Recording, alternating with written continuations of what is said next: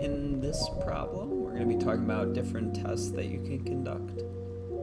Really, it's just going through the solutions that are offered as options. So first off, we have the likelihood ratio test.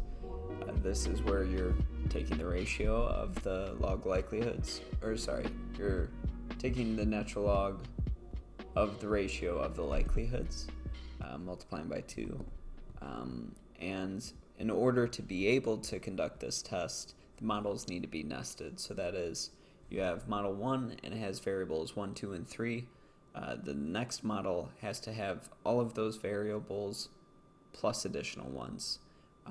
And if we scroll back up to this question, we see that that's not the case here, right? So we have in model 1, these first 3 variables are the same as in model 2. However, then each of these models have a variable that's unique to them.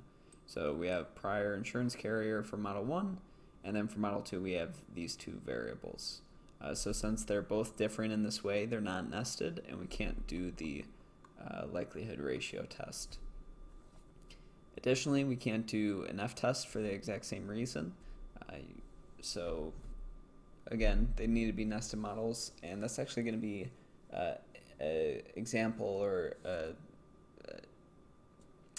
a case of the likelihood ratio test doing this f-test, but again, we can't for the same reasons. Next, we have deviance. Now, deviance is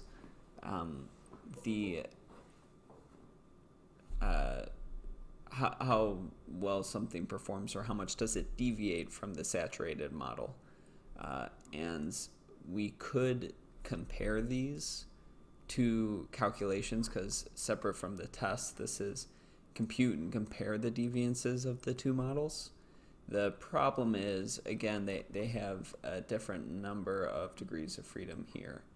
So different than nested models, but if they happen to have the exact same number of degrees of freedom in each of the models, then you could say, let's compare the deviances in a similar way to if you had the same number of parameters, you could look at R squared, right? Because there's not an unfair advantage just because you threw more variables into the model.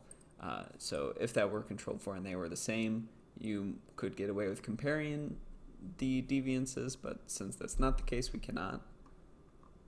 Next up is the correct answer for this problem, which is AIC. I'm not even going to try to say the name. I don't know how to pronounce it. But AIC is just doing that balancing between the likelihood of the model fit as well as the number of parameters. So here we see that AIC is the case where we have 2 times the number of parameters. So this is p plus 1 if you want to break out the intercept, minus 2 times the log likelihood.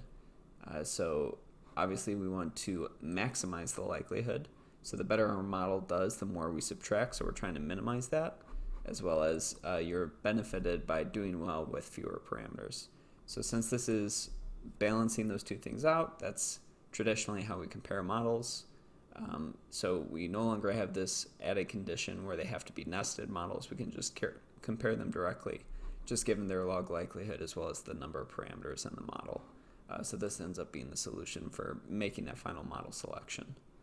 And then finally, there's chi-squared offered as an option.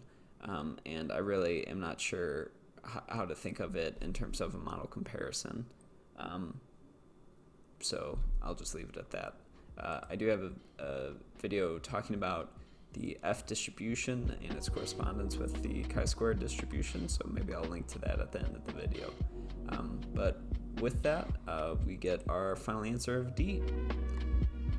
So, as always, thanks for watching.